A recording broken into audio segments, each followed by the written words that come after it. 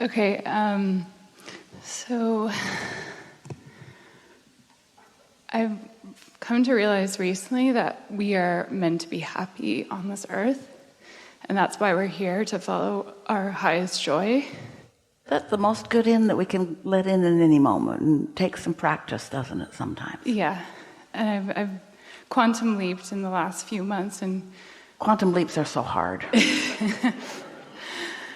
I've been clearing out that doubt that was still in my mind, that we can really have anything we want on this earth, but not all of it at once. But not all at once.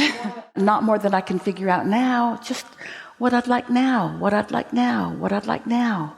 Some potatoes and some peas and some roast beef and some. So we chose all the things you think you shouldn't eat on purpose. So I'm still holding on to, I've seen money just kind of coming in randomly now, more and more as I'm... Nothing random about it, but right. We know what you mean. Yeah. And I'm still holding on to a part-time job that I'm not loving, and I've quit most of my jobs. So this subject is about the path of least resistance. Yeah. So we're trying to be funny and it isn't funny.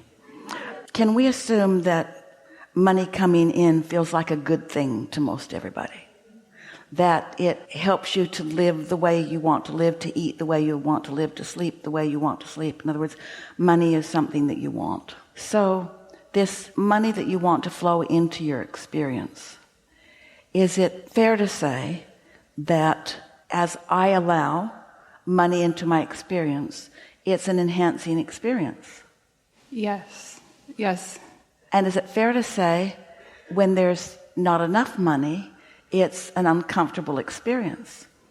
And so if you could play a little bit longer game, just a little bit, where you know for sure that the flow of money is about nothing more, or speaking from your perspective, nothing more than the way I present myself to the field of attraction. I feel like I don't have enough and I'm trying really hard. What's law of attraction going to do with that? Make me try harder. Perpetuate the same. Make you try harder, but perpetuate same. No matter how hard you try. But if I had a really nice dinner the other night, somebody else paid for it, and it was so good, and I loved it. I savored it. I enjoyed it. When I felt a little guilty, I flicked it off and intended to order everything I could. And I present myself to the field of attraction with appreciation just for that. My energy is shifted. And so is the way that the law of attraction is responding to me. Now, this is just a moment in time, and it's based, in fairness, on a condition that was easy to feel good about. But what if I liked that feeling enough that I started envisioning that? I started looking for easy existing matches. I thought about how doing what I like to do is really nice. I thought about the feeling of being interested and following that interest. I thought about meeting up with people that I don't know and coming to know them. I thought about showing myself that I could do something that I didn't know I could do. I thought about people extracting from me more than I knew that I could. I thought about expansion, and I thought about how blessed I am in this way and this way and this way. I thought about abundance, not just money. I thought about the air I breathe. Step outside when this day in here is done and breathe in that air. Breathe it in and feel appreciation that it's still there. Tended to at a level that you don't have to think about it. There is a recycling and a renewal of this planet that is so far beyond what humans can comprehend. Notice it in the flower or in the cactus or in the vastness of the well-being or in the minuteness of it, but notice it and feel how it feels when you find a thought that your inner being says, yep, life's good, yep. Your inner being will get, yep. Esther said to Siri the other day, Siri, her iPhone. Esther lives alone. Siri, what time is it? And Siri told her what time it was. And Esther said, thank you, Siri. And Siri said, no problem.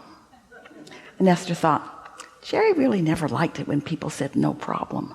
Because of course there's not a problem. Why are they acting like they've overcome some problem? They're just doing what they're supposed to do. There shouldn't be a problem. No problem in me doing what I was supposed to do, Jerry would say.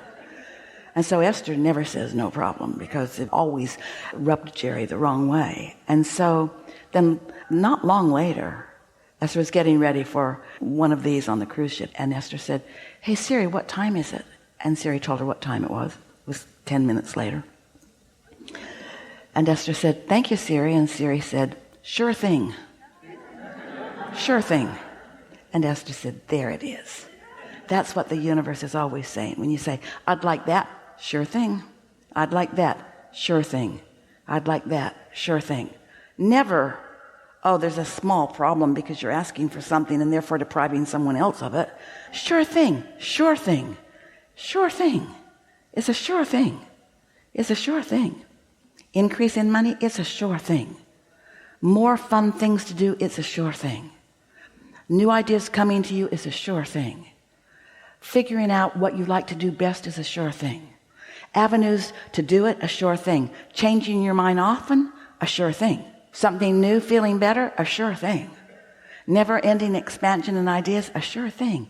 Yes, yes, yes. You ask and the universe says, yes, yes, yes. And when you say, I don't have enough money, the universe says, yes. And you say, it's unfair, and the universe says, yes. Yes. You get how you feel.